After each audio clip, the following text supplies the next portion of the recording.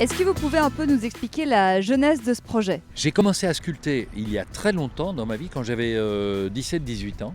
J'ai fait des tas d'œuvres qui mélangeaient des dessins, des peintures à l'huile et des sculptures. Donc j'ai ça dans les doigts depuis très longtemps. Et quand le chat est né en 83, je me suis mis à le sculpter en 86-87, très vite. J'ai fait un buste et puis une sculpture. Et puis à partir de 2003, je me suis plus jamais arrêté. Et là, j'en ai produit 20 pour cette exposition-ci, mais actuellement, je suis occupé à sculpter les 5 prochaines. Donc voilà, c'est quelque chose qui me passionne. C'était une façon de le rendre plus réel aussi. C'est-à-dire qu'un dessin, ça reste une abstraction. C'est de la 2 dimensions. Est-ce qu'il existe vraiment? Oui, dans notre imagination.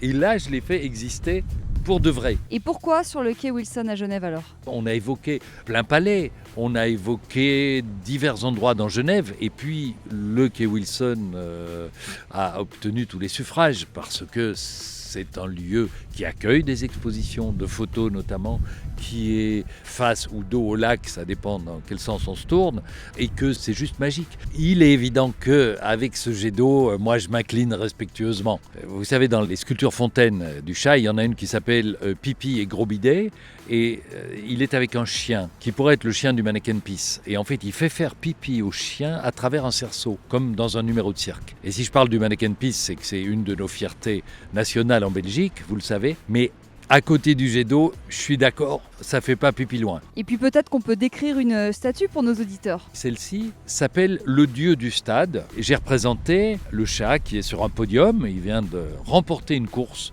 visiblement de course à pied, et il est sur la plus haute marche du podium. Et sur la marche numéro 2, il y a une tortue, et sur la 3e, un escargot. Mais néanmoins, il est médaille d'or. Alors c'est peut-être ça le secret du sport, c'est peut-être de choisir ses adversaires. Et alors il y a une chose, je voudrais qu'on s'approche pour vous montrer quelque chose, c'est que vous voyez qu'il y a des éléments de la sculpture, notamment les antennes de l'escargot et la tête de la tortue, qui sont devenues dorées, qui rattrapent la couleur originale du bronze. Pourquoi? Parce que les gens caressent et touchent ce détail de la sculpture.